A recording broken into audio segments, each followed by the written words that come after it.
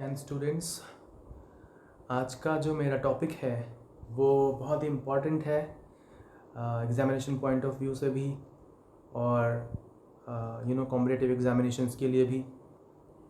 और इन दोनों के बीच में अक्सर लोगों को बहुत कन्फ्यूजन रहती है, global warming and climate change. बहुत सारे लोग समझते हैं कि दोनों एक ही चीज़ है, मगर क्या ऐसा है या नहीं? आइए देखते हैं आज के लेक्चर में। मैं हूं आशुतोष और हम शुरू करते हैं हमारा आज का क्लास। देखो, ग्लोबल वार्मिंग और क्लाइमेट चेंज, ये दोनों जो टर्म्स हैं, ये एक बड़े लेवल पर, बड़े स्केल पर, यानी कि टाइम फ्रेम जो है काफ़ी लंबा है, इसमें देखा जाता है। ठीक है, और ये क्या बताता है? Average rise in temperature of the earth's climate system. ठीक है, और फिर उनके जो इफ़ेक्ट्स हैं उनकी बात करते हैं। ठीक है, more or less they are related terms but are the same, that has to be seen. कौन कौन से टर्म्स की मैं बात कर रहा हूँ? Global warming and climate change. So let us see. देखो, जब हम मेजर अर्थ सिस्टम की बात करते हैं तो हम देखते हैं कि यहाँ पर अर्थ के ऊपर जो मेजर सिस्टम्स हैं वो कौन कौन से हैं। तो ये एटमॉस्फेयर है, जहाँ पर हवा है, जहाँ हम सांस ले रहे हैं, एटमॉस्फेयर। ठीक है, जिसमें आप देखते हो क्लाउड फॉर्मेशन से लेकर बाकी सारी मौसम की घटनाएं होती हैं। ठीक है, फिर जो धरती है, ज़मीन है, उसको हम बोलते हैं लिथोस्फेयर। ठीक है, जहाँ पर भी आइस है, ठीक है, सी आइस है, आइसबर्ग्स हैं, हम बोल रहे हैं क्रायोस्फेयर। और जहाँ पर भी पानी है धरती पर, समुद्र में हो, नदियों में हो, कहीं भी हो, उस पूरी जगह को हम बोल रहे हैं हाइड्रोस्फेयर। ठीक है, और इन सभी में जहाँ भी जीवन की संभावना है वो कहलाता है बायोस्फीयर। ठीक है, जीवन जहाँ भी संभव होगा, एटमॉस्फेयर में, हाइड्रोस्फेयर में, लिथोस्फेयर में, उस जगह को हम बोलेंगे बायोस्फीयर। ठीक है, अब एक डेफिनेशन या एक बात को समझते हैं ग्रीन हाउस इफेक्ट की। ठीक है, ग्रीन हाउस इफेक्ट किसे कहते हैं? तो अर्थ का जो सरफेस है उसको एनर्जी मिल रही है बेसिकली, मेजरली एक ही सोर्स से मिलती है, मेजर सोर्स है सन। ठीक है, हालांकि एटमॉस्फेयर भी एनर्जी को वापस जाने से रोकता है, उसको ट्रैप करता है और वापस धरती पर भेजता है। तो major source or the ultimate source of energy is sun, however there the second source is atmosphere. ठीक है, लेकिन एटमॉस्फेयर अपने आप में सोर्स नहीं है, सन की एनर्जी को ही वो ट्रैप कर रहा है। ठीक है, तो इससे क्या होता है, जो सोलर एनर्जी आ रही है अपने पास, उसकी वजह से अर्थ का जो सरफेस है वो 33 डिग्री वार्मर है as compare to what it would have been without atmosphere. That means in the presence of atmosphere, what temperature that we get on earth is around 33 degrees centigrade warmer as compared to what would have been without atmosphere. Is that clear? So greenhouse effects और greenhouse gases जो है उनकी वजह से होता है। greenhouse effect है क्या? greenhouse gases are transparent to short wave but absorb long wave radiations. एक डेफिनेशन ये हुई। ठीक है, ये क्या कर रहा है? ग्रीन हाउस गैसेज जो है वो शॉर्ट वेव जो भी हैं उनको जाने दे रहा है, लेकिन जो भी लॉन्ग वेव रेडिएशंस हैं उनको जाने से रोक रहा है। कहाँ? वापस जाने से रोक रहा है। अगली एक फिगर आएगी, वहाँ पर ये चीज़ क्लियर होगा। देखो, ये ग्लास हाउस है, इसको पहले ग्रीन हाउस कहा जाता था और मतलब appropriate term glass house है, however it is also known as greenhouse, which was the earlier term.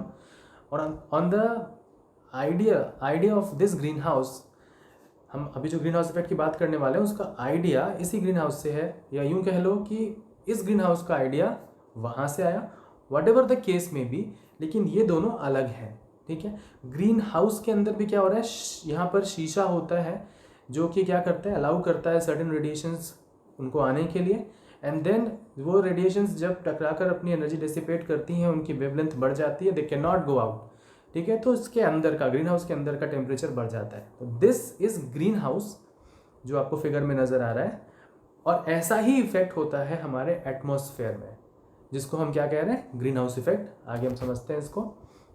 देखो ये इलेक्ट्रो मैग्नेटिक स्पेक्ट्रम को एक बार समझो, ये क्या है। इलेक्ट्रो मैग्नेटिक स्पेक्ट्रम में आप देख रहे हो डिफरेंट वेवलेंथ्स यहाँ पर दी हुई है माइक्रोमीटर के यूनिट में, और इसमें आप देख रहे हो कि gamma radiations, X ray, ultra violet, visible, infrared, ठीक है, ये देख रहे हो gamma, X ray, ultra violet, visible, infrared, microwave, इन सबका रेंज दिया हुआ है।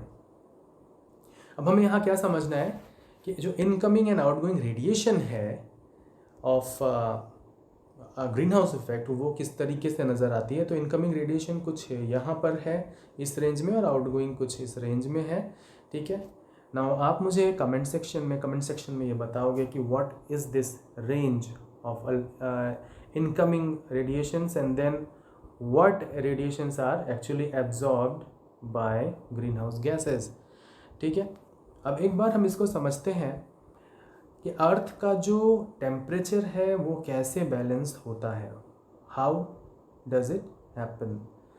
तो यहाँ पर आप फिगर देख रहे हो, इसके अंदर आपको नज़र आ रहा है कि फिगर को 4 हिस्सों में डिवाइड किया गया है। तो इसके एक एक हिस्से को हम समझते हुए चलते हैं। फर्स्ट पिक्चर में जो फर्स्ट आपको पिक्चर नज़र आ रही है, यहाँ पर क्या हो रहा है, shorter high energy wavelength hits the earth surface, ठीक है। एक शॉर्टर यानी शॉर्ट वेवलेंथ वाली वेवलेंथ की एक रेडिएशन आती है और वो धरती को हिट कर रही है, ठीक है। ये यहाँ पर आपको दिखा रहे हैं, ये इस जगह पर धरती पर एक रॉक रखा हुआ है, रॉक के ऊपर रेडिएशन आ रही है और वो उससे टकरा रही है। यहाँ पर ये टकराई, इससे क्या होगा, सेकंड फिगर में देखो आप, सेकंड फिगर में क्या हो रहा है, इसके टकराने की वजह से what happens, incoming energy is converted to heat. जो इनकमिंग एनर्जी है वो हीट में कन्वर्ट हो जा रही है, ठीक है। तो सरफेस हॉट हो जा रहा है, होता है। आप भी अगर आप धूप में किसी पथरीली ज़मीन पर चलो तो आप देखो कि वो गर्म हो चुकी होती है। This is how it happens, वो हीट वहाँ पर उस सरफेस को हॉट कर देगी। फिर क्या होगा, the third phenomena happens, longer infrared wavelengths. आप जानते हो इंफ्रारेड जो वेवलेंथ्स हैं वो हीट कैरिंग वेवलेंथ होती है, उसके अंदर हीट कैरी करता है, ठीक है। तो longer infrared wavelengths hit green house gas molecule in the atmosphere. अब क्या हो रहा है, जो रेडिएशन आकर टकराई थी वो अब वापस जाने की कोशिश कर रही है, कहाँ, वापस जा रही है एटमॉस्फेयर में, और वापस जाने के समय वहाँ पर एक ग्रीन हाउस गैस का मॉलिक्यूल उससे टकराता है, या फिर वो रेडिएशन उस ग्रीन हाउस गैस मॉलिक्यूल से टकराती है, और फिर क्या होता है, CO2, जैसे यहाँ पर एक CO2 एग्जाम्पल में आपको नज़र आ रहा है, CO2 एक ग्रीन हाउस गैस है, उससे टकरा रही है ये रेडिएशन। फिर क्या होगा, green house gas molecules in the atmosphere emit infrared radiation back towards earth. ये ग्रीन हाउस के जो मॉलिक्यूल हैं, जो गैसेज हैं, जैसे CO2 यहाँ एग्जाम्पल में दिख रही है, वापस भेज देगा इस रेडिएशन को, यानी कि ये जाने नहीं दे रहा है, ये ऐसे जाना चाह रहा था लेकिन इसको जाने नहीं दिया गया, और ये वापस रेडिएशन धरती पर आती है, ठीक है। तो आप सोचते होगे ना कि दिन में तो सूरज है इसलिए गर्मी है, बट रात के टाइम पर इतनी गर्मी क्यों हो रही है। तो इसका यही एक कारण है, दिन के समय क्या हो रहा है, रेडिएशन आ रही है, वो धरती पर आकर के टकरा रही है, ठीक है। टकराने के बाद वो वापस एटमॉस्फेयर में जाना चाह रही है, ठीक है।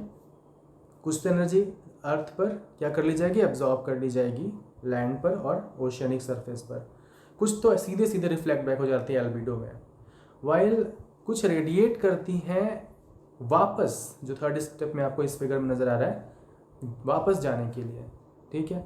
और उनमें से कुछ को जो ग्रीन हाउस गैसेज हैं एटमॉस्फेयर में, वो उनको ट्रैप करके वापस भेज देती हैं स्टेप 4 में ज़मीन पर, ठीक है।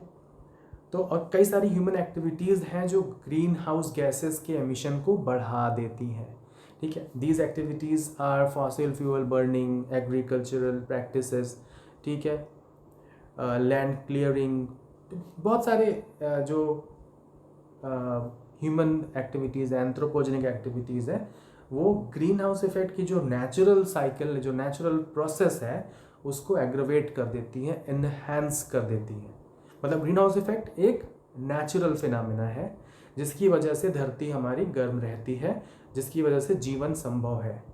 ठीक है, ग्रीन हाउस इफेक्ट अपने आप में कोई बुरी चीज़ नहीं है, लेकिन human activities, burning of fossil fuel, ठीक है, उससे क्या हो रहा है, ग्रीन हाउस गैसेस का एमिशन बढ़ता चला जा रहा है समय के साथ साथ। ठीक है, अब ग्रीन हाउस गैसेस जब एटमॉस्फेयर में ज़्यादा हो जाएंगी तो ग्रीन हाउस इफेक्ट भी बढ़ जाएगा। इस बढ़े हुए ग्रीन हाउस इफेक्ट को हम बोलते हैं enhanced green house effect, enhanced green house effect, and that enhanced green house effect is the problem. ठीक है, एक बार स्टेप बाय स्टेप समझते हैं कि हो क्या रहा है। स्टेप 1 में solar radiation reaches the earth's atmosphere, some of this is reflected back into the space. ठीक है, जैसे सरफेस पर कई जगह बर्फ़ है तो सफ़ेद रंग की आप जानते हो वहाँ पर ज़्यादा एब्जॉर्प्शन होगा नहीं, एमिट कर दिया जाएगा, मतलब वापस रिफ्लेक्ट कर दिया जाएगा जो भी उस पर आ रहा है। ठीक है, तो एल्बिडो भी बोलते हैं कई बार इसको, एल्बिडो एक वर्ड है। स्टेप 2 में क्या हो रहा है, the rest of the sun's energy is absorb by the land and the oceans. इससे क्या हो रहा है, अर्थ हीट अप हो जाता है। ठीक है, then step 3, heat radiates from the earth towards space. Step 3 में क्या हो रहा है, हीट जो है वो वापस स्पेस की तरफ जाता है। ठीक है, अब यहीं पर स्टेप 4 में there are certain gases which is called greenhouse gases, they trap this outgoing heat, trap कर लेते हैं उसको। ठीक है, और इस वजह से ही अर्थ का एटमॉस्फेयर गर्म रहता है। यानी मैं जो बात कह रहा हूँ कि दिन में तो सूरज है इसलिए गर्मी है, लेकिन रात में गर्मी कैसे है, because of this green house effect. और आप कभी कभी ये भी महसूस करते होंगे कि अगर आसमान में बादल छाए हुए हैं किसी गर्म रात में तो आपको ज़्यादा गर्मी लगती है, ज़्यादा उमस महसूस होती है। ठीक है, तो वहाँ पर तो खैर एक और फैक्टर होता है which is relative humidity which is higher in that scenario, but still green house effect भी वहाँ पर ज़्यादा हो रहा होता है, तो उमस का ज़्यादा होना आप महसूस करते हो। खैर, वहाँ से आगे आते हैं, स्टेप 5 देखते हैं। Human activities such as burning of fossil fuels, agriculture में भी बेसिकली जो पैडी फील्ड है वहाँ से, मार्शी लैंड है, वहाँ से ग्रीन हाउस इफेक्ट CH4 यानी मीथेन निकलती है। ठीक है, देन स्टेप 6 क्या होता है, trapping extra heat and causing earth's temperature to rise. ठीक है, this whole phenomena traps extra heat, means step 5 and 6 को ध्यान से समझो कि ह्यूमन एक्टिविटीज़ ने ग्रीन हाउस इफेक्ट को बढ़ा दिया because of increase in the green house gases, and that increase actually causes trapping of extra heat, and that causes Earth's temperature to rise. That is the problem. So enhanced greenhouse effect is the problem. ठीक है, अब यहाँ देखो enhanced greenhouse effect की हम बात करते हैं। देखो अर्थ का जो एटमॉस्फेयर है उसका यहाँ पर कंपोजिशन आपको दिखाया जा रहा है, और परसेंट बाय वॉल्यूम में आप फिगर में देख पा रहे हो राइट साइड में, और इसमें आप देख रहे हो कि mostly nitrogen is there around 78% or something, while 20.6% or something is oxygen, and 0.4% water vapor यहाँ लिखा हुआ है, but water vapor is generally by volume it is 0.4%, but yes it may vary space and time के according वो बदल सकता है। Still एक रफ फिगर यहाँ पर आपको दी गई। And then there is the major culprit which is called carbon dioxide, which is present in around 0.036%, थोड़ा बढ़ गया है बट स्टिल थोड़ा सा पुराना डेटा है बट स्टिल चलेगा। Okay, so that is the major culprit. यहाँ पर एब्जॉर्प्शन स्पेक्ट्रा दिखाया जा रहा है कि कौन से वेवलेंथ पर कौन सी green house gas peak show कर रही है। पीक शो करने का मतलब है कि वो हीट को ट्रैप कर रही है एट सर्टेन लेवल। ठीक है, तो खैर इसमें मैं डिटेल में नहीं जा रहा। कार्बन डाइऑक्साइड की लगातार मॉनिटरिंग की जाती है मौना लोआ हवाई आइलैंड के पास, और 1958 के आसपास से वो किया जा रहा है। और ये देखा गया है कि ये लगातार कार्बन डाइऑक्साइड का लेवल बढ़ता जा रहा है। आप मुझे कमेंट सेक्शन में बताओ कि ये ग्राफ में हर साल एक बार ये ग्राफ ऊपर जा रहा है और फिर नीचे आ रहा है, फिर ऊपर जा रहा है और फिर नीचे आ रहा है, ऐसा क्यों हो रहा है? ठीक है, क्या सीजनैलिटी का कोई इस पर इफ़ेक्ट है, या किसी खास सीज़न में, जैसे बारिश के सीज़न में जब बहुत ज़्यादा ग्रीनरी है तो ऑक्सीजन का लेवल ज़्यादा है, CO2 कम हो जा रही है, और जब सूखा पड़ रहा है उस टाइम पर ऑक्सीजन थोड़ी कम प्रोड्यूस हो रही है और CO2 का लेवल बढ़ जा रहा है। क्या ऐसा है? कमेंट करके बताओ। ठीक है, देर आर सर्टेन गैसेस जिनको हम ग्रीन हाउस इफेक्ट या ग्रीन हाउस इफेक्ट कॉज करने के लिए कल्पिट मानते हैं, उनको हम बोलते हैं ग्रीन हाउस गैसेस। ठीक है, इनमें से प्रमुख हैं कार्बन डाइऑक्साइड, दूसरा है मीथेन, तीसरा है लाफिंग गैस जिसको हम बोलते हैं नाइट्रस ऑक्साइड। ठीक है, इसमें आपको ये कुछ नज़र आ रही है। देखो, green house effect and global warming are not same. मैंने पहले ही बोला कि दोनों सेम नहीं है।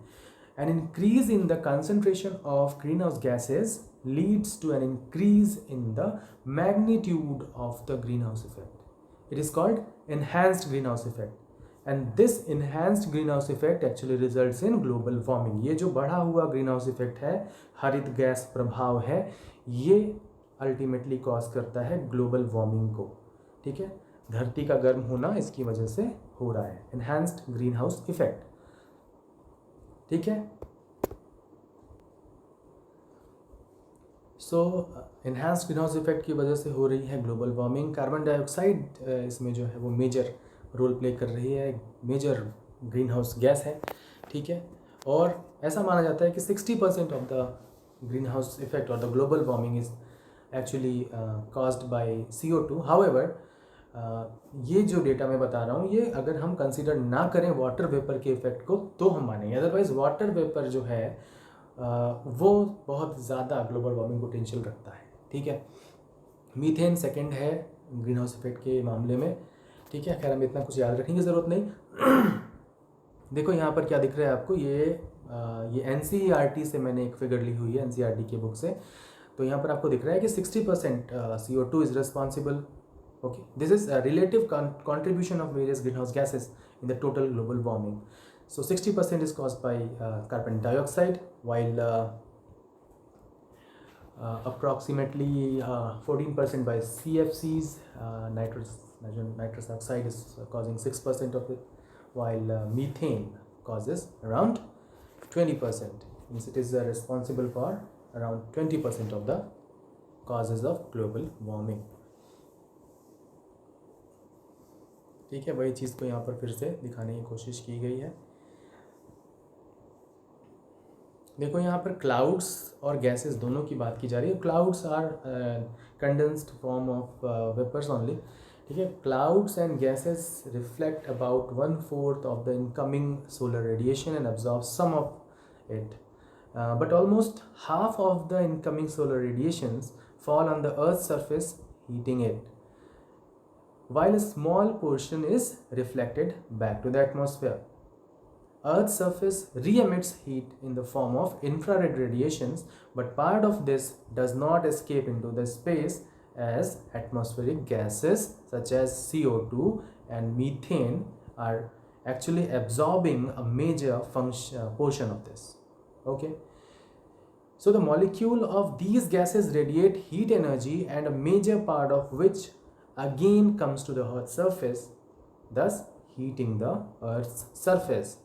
And this cycle is actually repeated for many a times. बहुत बार रिपीट होता है ये पूरा का पूरा प्रोसेस। ठीक है, तो मैं आपसे एक सवाल पूछता हूँ इसके बेसिस पर, और वो आप मुझे कमेंट सेक्शन में बताना, मैं इसका आंसर यहाँ नहीं देने वाला। क्वेश्चन है कि what is the time eight which you will find the atmospheric temperature minimum. ठीक है, मतलब देखो मैं सवाल ऑब्जेक्टिव तौर पे पूछता हूँ कि दिन के कौन से समय पर टेम्परेचर सबसे कम होगा, and I give you 4 options. Option A, just after the sunrise. Option B, just before the sunrise. Option C, just after the sunset. and option D, just before the sunset. Please comment your answers, okay, along with the reason. और ये reason यहाँ कहीं शायद छुपा हुआ है, but I can't say. So let us सी कि आप क्या जवाब देते हैं.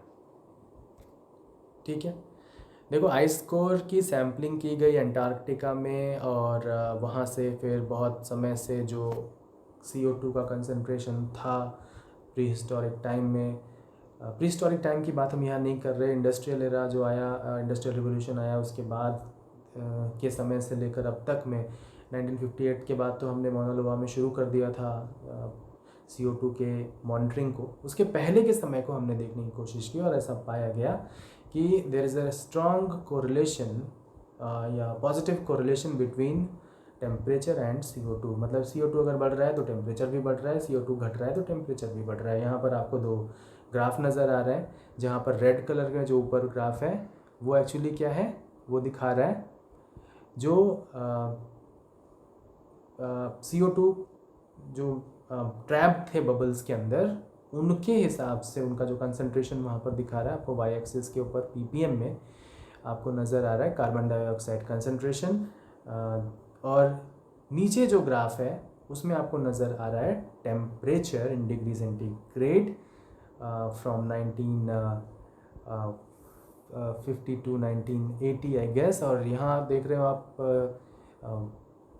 जो नीचे एयर है उसके बाद 160, 140, 120, 100, 80 एंड सो ऑन, थाउजेंड्स में ये वैल्यू है. तो आप जो ऊपर और नीचे देख रहे हो एक्स एंड वाई एक्सिस को आप यहाँ पर कंपेयर करते हो तो आप पाओगे कि there is a strong correlation between temperature and the concentration of CO2. Anyway, इसका मतलब साफ साफ ये दिखा हमें कि आइस कोर डेटा और मौना लोआ के डेटा को हमने जब देखा तो हमने ये पाया कि जैसे जैसे इंडस्ट्रियल रिवोल्यूशन हुआ उसके बाद CO2 का कंसंट्रेशन लगातार बढ़ता रहा है एटमॉस्फेयर में, और जैसे जैसे कंसंट्रेशन बढ़ा है वैसे वैसे हमारा टेम्परेचर भी बढ़ता जा रहा है.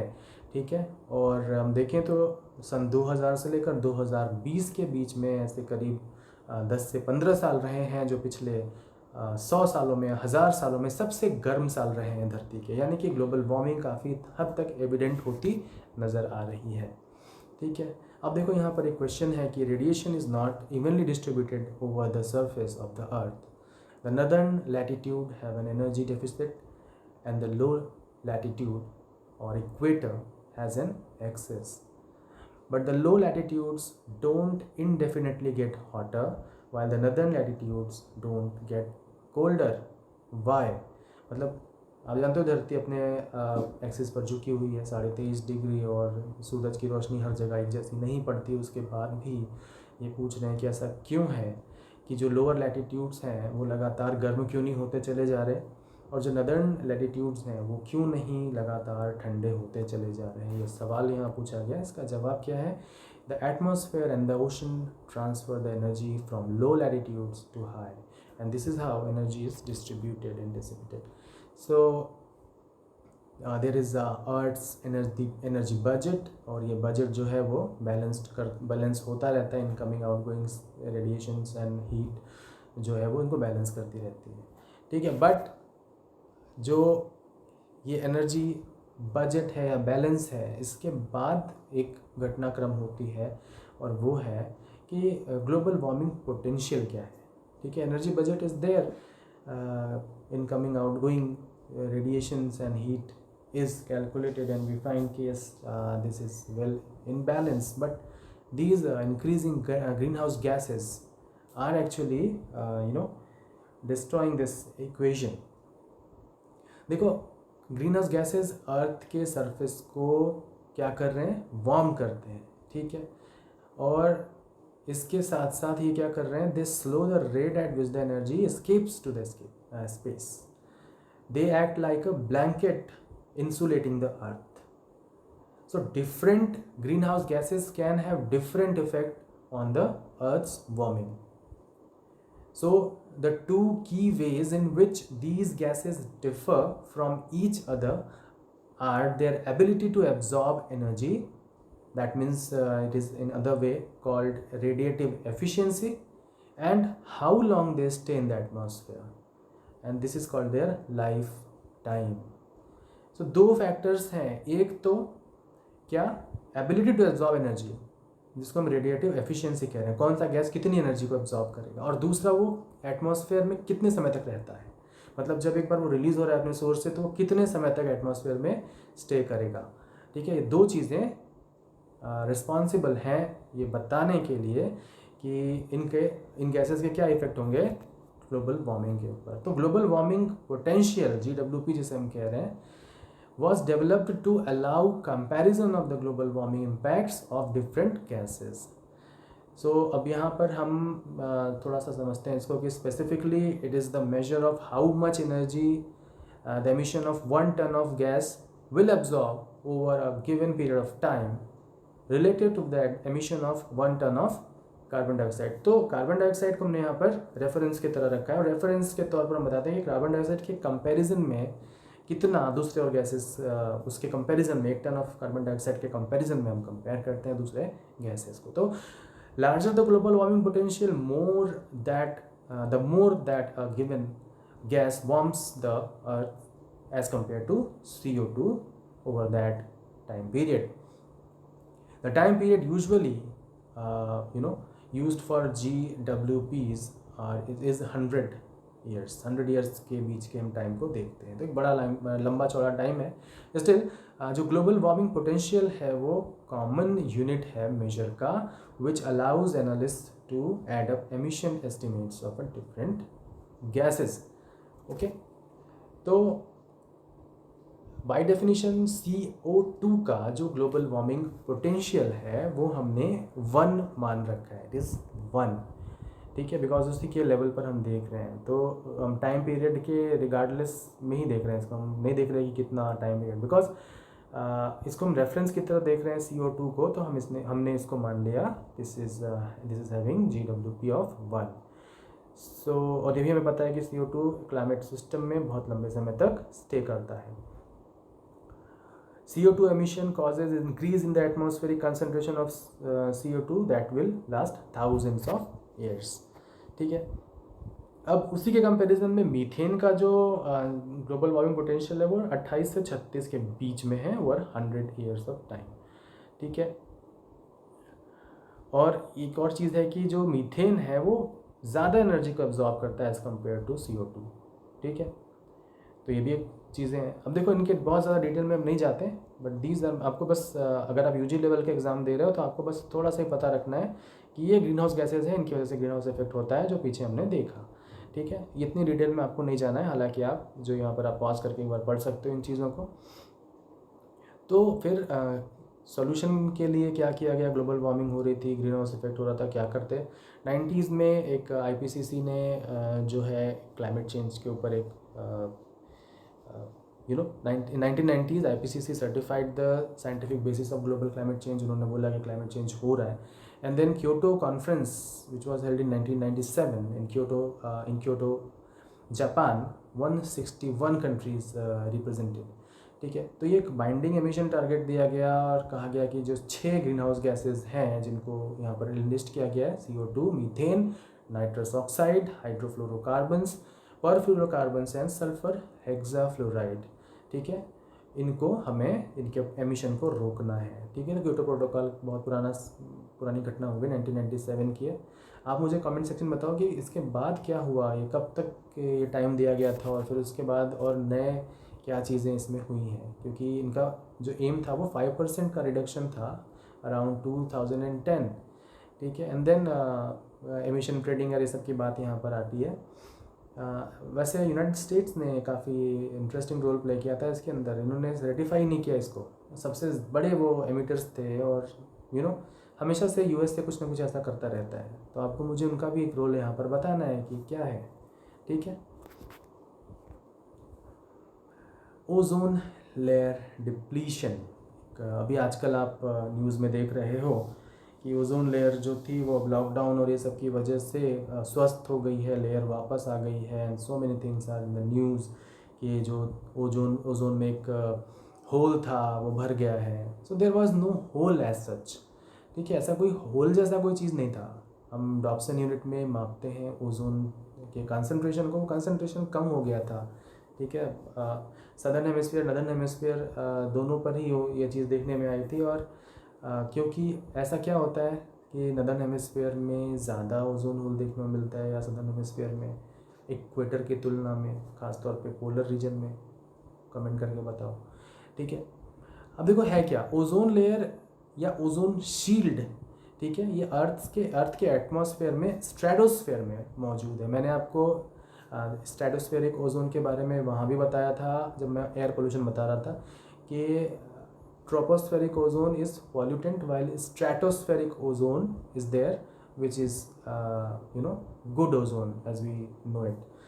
So why it is good? Because it absorbs most of the ultraviolet radiations coming from sun. अब अल्ट्रावायलेट रेडिएशन जो है ना वो हमारे अगर शरीर पर पड़ती है तो हमें कैटरैक्ट और कभी कभी स्किन कैंसर जैसी बीमारियों से दो चार होना पड़ सकता है।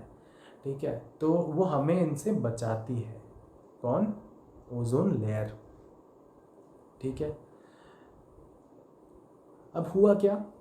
Ozone layer is mainly found in the lower portion of the stratosphere, which is around 20 to 30 kilometers above the earth, although the thickness varies seasonally and geographically. ये मैंने सवाल जो पूछा कि why at polar region this problem seems more frequent and relevant as compared to equatorial regions, and in what seasons ozone layer is more thinner.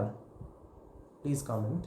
Okay, the ozone is the earth's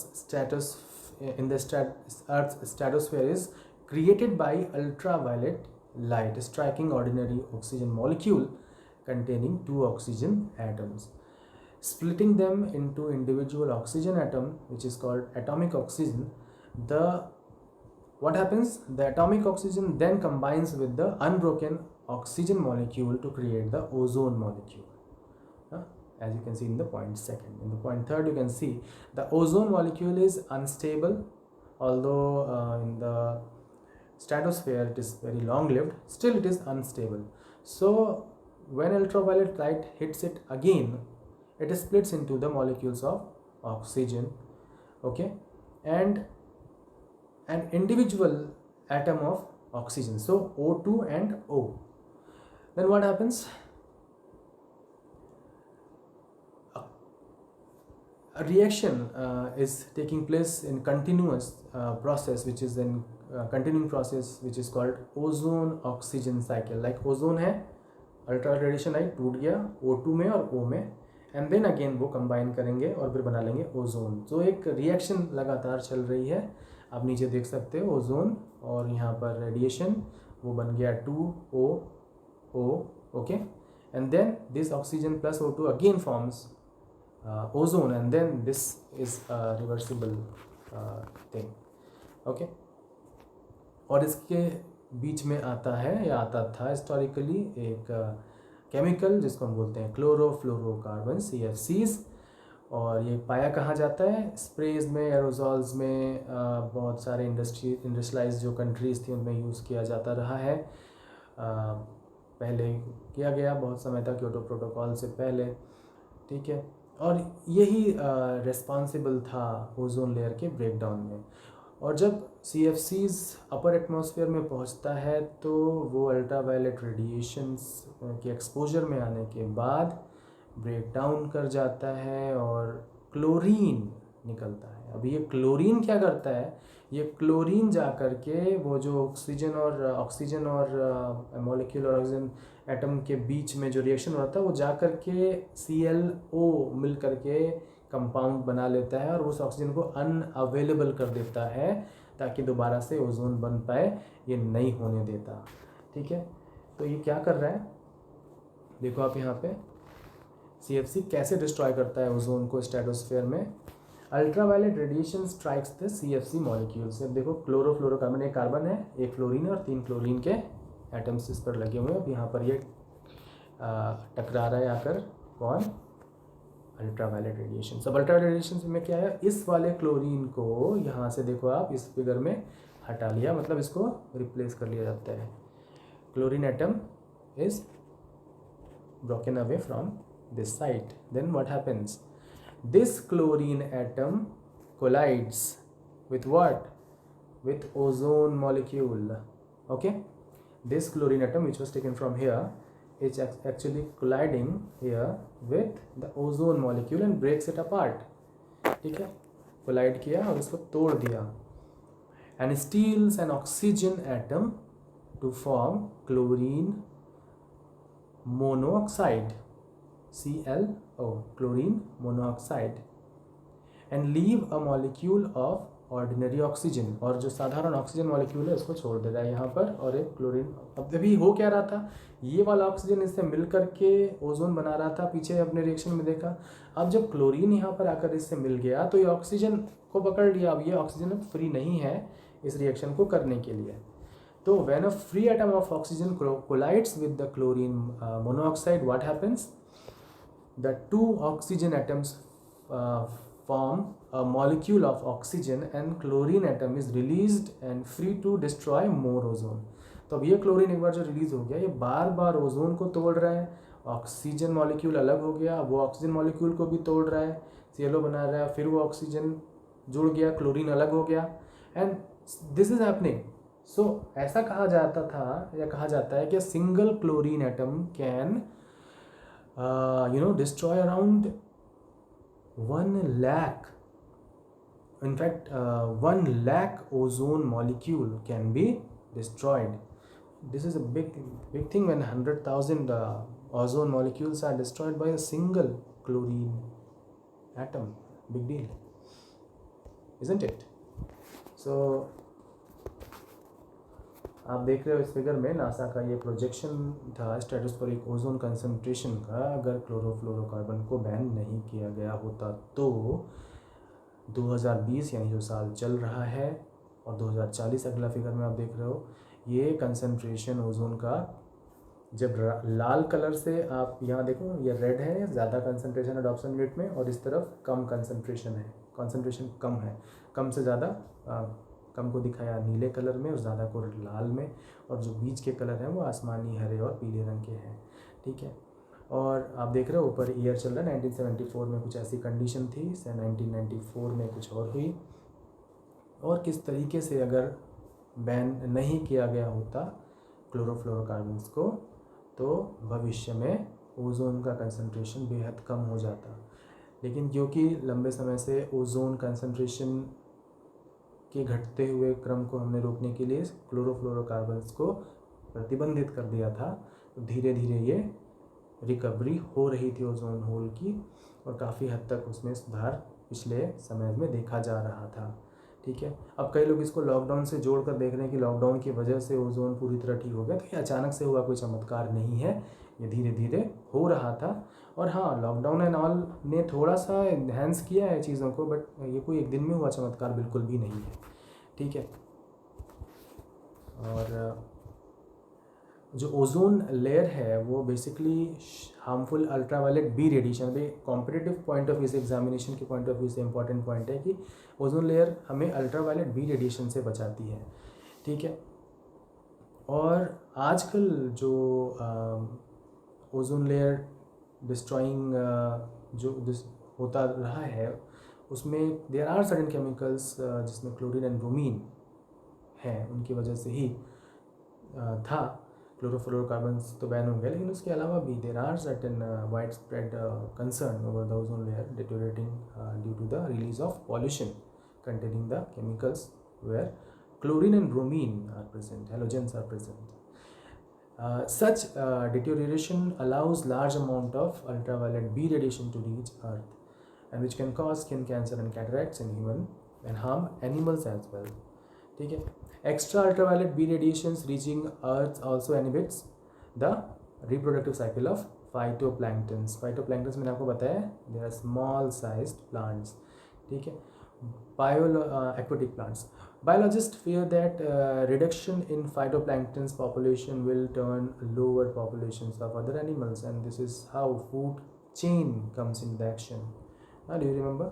So researchers also have documented changes in the reproductive rates of young fish, shrimp, and crabs, as well as frogs and salamanders exposed to the excess of ultraviolet B radiation. So ये एक cascading effect दे सकता है अगर ozone layer depletion को नहीं रोका गया। हालांकि काफ़ी हद तक अभी पॉजिटिव रिस्पांस हमें देखने को मिल रहा है, ओजोन होल के गायब होने की जो खबरें हमें मिल रही हैं।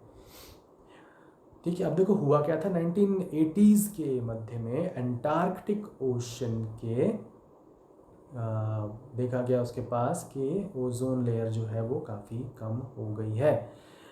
और यहाँ पर अंटार्कटिक रीजन में टेम्परेचर लो होता है और इस वजह से स्पीड जो है conversion of CFCs to chlorine वो बढ़ जाती है। लो टेम्परेचर पे ये ज़्यादा तेज़ी से होने वाला रिएक्शन है। So in the southern spring and summer, जो साउथ सदर्न की बात यहाँ पर जो हम कर रहे थे, हम कह रहे हैं इन द सदर्न हेमिस्फेयर, दक्षिणी गोलार्ध, जहाँ पर ऑस्ट्रेलिया, न्यूजीलैंड आदि हैं। तो उनके समर सीज़न, अब उनका समर कब होता है? हमारे विंटर्स में। जब हमारे विंटर्स होते हैं दिसंबर जनवरी में, तब वहाँ पर होता है समर ऑस्ट्रेलिया में। ठीक है, तो in the southern spring and summers when the sun shines for long periods of the day, chlorine reacts with ultraviolet rays destroying ozone on a massive scale up to 65%. This is what some people erroneously refers to as ozone hole. There is no hole as such, but it is just said as if it is a hole. ठीक है, और CFCs और ये सब चीज़ों पर ban किया गया 1996 में और धीरे धीरे इसका अमाउंट कम होने लग गया। और उन्होंने उस वक्त प्रेडिक्ट किया कि 50 साल और लगेंगे नेचुरल लेवल्स पर आने में, बट स्टिल अभी भी जो हमारी खबरें हैं वो काफ़ी पॉजिटिव है। ये इस टेबल के अंदर आपको global warming and ozone depletion of some characteristic दिखाया गया है। ठीक है, वीडियो को पॉज करें और उसको ध्यान से देखें, इसकी डिटेल में मैं नहीं जा रहा। ठीक है, देयर इज़ वन वीडियो और जिसको मैं यहाँ पे प्ले नहीं कर रहा, एल नीनो एंड ला नीना के बारे में, जिस पर मैं बहुत डिटेल में नहीं जाऊँगा, आपके सिलेबस में है नहीं, आप इसको पढ़ लेना और देख लेना। सो आज की वीडियो में इतना ही। अगले वीडियो में मैं आपसे मिलूँगा फोटोकेमिकल स्मॉग और एसिड रेन के टॉपिक को लेकर के। ओके, तब तक अपना ख्याल रखें, सावधान रहें, सतर्क रहें, घर में रहें, सुरक्षित रहें। Thank you.